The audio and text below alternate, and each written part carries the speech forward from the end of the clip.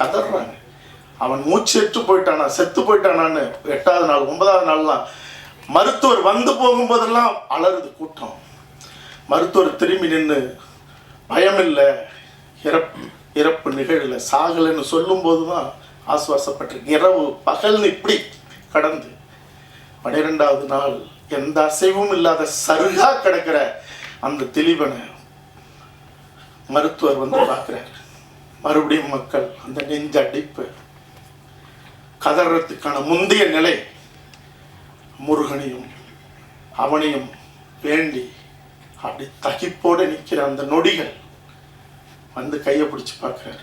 மக்கள் கத்துறதுக்கு தயாராகிறாங்க. ஆனால் அந்த மருத்துவர் வச்சுட்டு தலைவழியா அப்படி வந்து திலீபனுடைய காலை தொட்டு ஒரு மருத்துவன் கும்பிடுறான். நல்லூர் முருகனோடு சேர்ந்து அலறுது லட்சக்கணக்கான அந்த மக்கள். ஒரு மரணத்தை ஒரு மருத்துவன் அவனை காலை தொட்டு வணங்கி அறிவிச்ச ஒரே மரணம், ஒரு தரிசனம், அது திலீபன் அந்த பச்சை படுகொலையாக. அது வெறும் மரணம் இல்லை.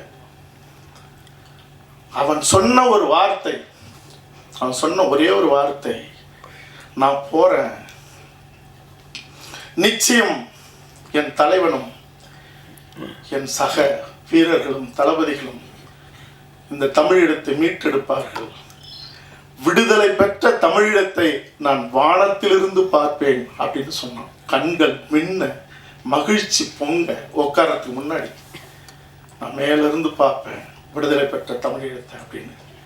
அந்த நம்பிக்கை, அந்த சொல், அந்த மரணம் இன்னைக்கு உலகம் முழுக்க வாழ்கிற தமிழர்கள், தமிழீழத்தில் வாழ்கிற இளைய தலைமுறை அல்லது அங்கே இருக்கிற தமிழர்கள், தமிழ்நாட்டில் இருக்கிற தமிழர்கள், அவன் சொல்லிட்டு போன அந்த வார்த்தைக்கு நம்பிக்கையாக நாம் வாழ்ந்தோமா? எவ்வளவு பெரிய குற்றவாளி, எதிரிகள் அழிப்பான், துரோகிகள் காட்டி கொடுப்பான். ஆனால் அந்த தலைவனையும் அந்த மண்ணையும் அந்த வீரத்தையும் அந்த பேரிழப்பையும் உள்வாங்கின உலகம் முழுக்க வாழ்கிற தமிழர்கள், தமிழினம் என்ன செய்யுது? ஏன் இந்த கவலை அவங்களுக்கு? லண்டன்ல நான் பார்த்துருக்கேன். ஒரு வீட்டில் தங்கியிருக்கும் போது ஒருத்தன் ஆங்கிலமே பேச மாட்டான், ஒரு பையன். அவங்க அப்பா என்னை கூப்பிட்டு அறிமுகப்படுத்துறாரு. அவங்க ஒரு ஒரு நெளிந்த புன்னகையோட அப்படின்ட்டு போயிட்டான். என்னடா இங்கே வாடான்னு கூப்பிட்றாரு. எத்தனை இடத்துல நெகிழ்வான சம்பவங்கள், அது வேற. அவன் சொல்றான், தேவையில்லாத சண்டைப்பட்டு ஒரு இனத்தை அழிச்சு விட்டீங்கிறான்.